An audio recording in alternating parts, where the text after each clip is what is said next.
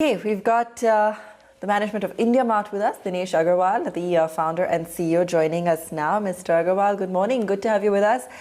Now let's talk about earnings. Q2, of course, was much better with respect to member ads, now at about 8,000.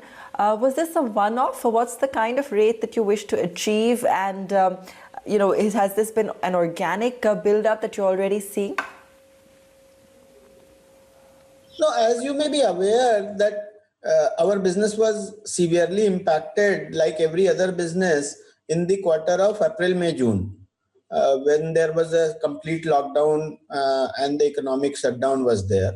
At that point of time, many of our existing customers, so if you remember, we had 1,47,000 customers at the end of March 31st. So many of those customers did not pay or wanted an extension of their services during April, May, June, July time.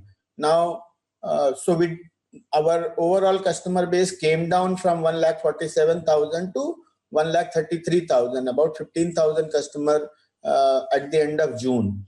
Now, as the economy has opened up, as the people have adopted internet better, many of those customers have come back to the platform as their businesses have opened up, as some of the economy has recovered. So I think most of this new addition that you see from 1,33,000 to 1,41,000 is coming from those customers who are not paying in the last quarter. I think this is a one-time bump that you can see.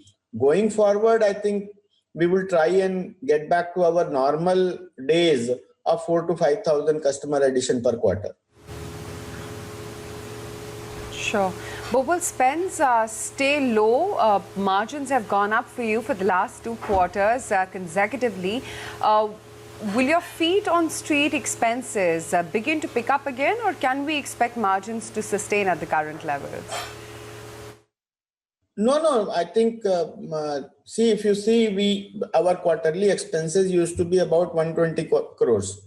And this has come down to about 80 crores. So about half of that quarterly expense is going to come back immediately as soon as the offices open up, as soon as we start to hire back again. We have to give salary increments also for this year. So I think half of that is going to come back.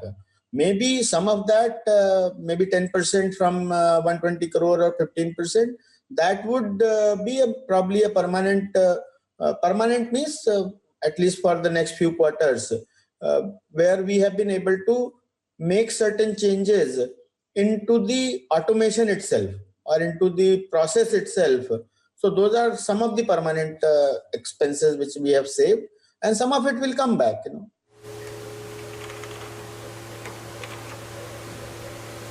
Sure.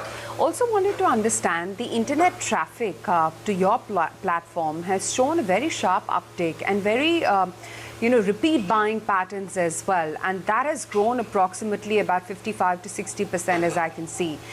Do you expect this kind of traffic to actually sustain? Yeah, so let me clarify 2-3 things. One, as always, in the last many years or so, 100% of our traffic is organic traffic.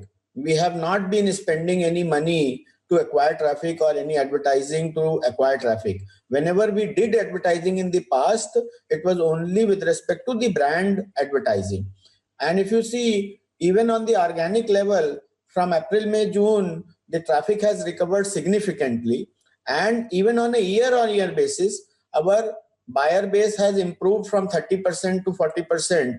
Number of traffic has gone up from 32% year-on-year, and the number of business inquiries delivered has gone up 42%. Maybe once the economy is fully opened, because even today, 20-25% of industries are not recovered at all. We are not going to offices, we are not going in the buses, we are not going to restaurants, hotels are not being used, travel is almost sparingly being used. So a lot of industries connected with those are still under a lot of pressure. Now going forward, as much as the traffic should increase because of that, and as much as the traffic would probably plateau down because of the opening of the economy. So I don't think this traffic will go down any significantly in times to come.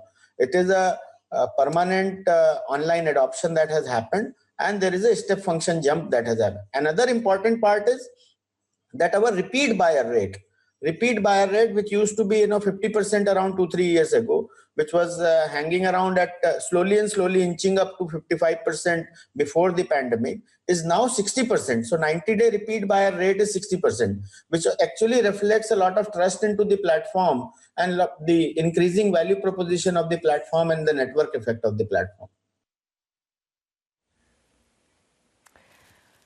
Okay, sure. Would you say that IndiaMART has now become integral to the supply chain with, with repeat buyers as well? And, also on cash generation, what more can you tell us on that?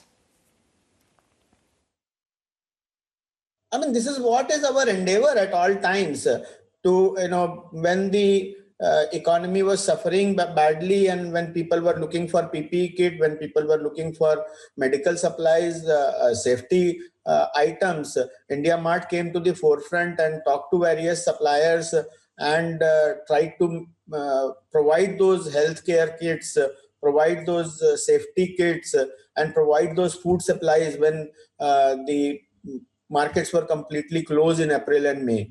So I think we will continue to add more and more value to our buyers and suppliers, which will further add value to the platform, and which should result into becoming a de facto supply chain for any businesses.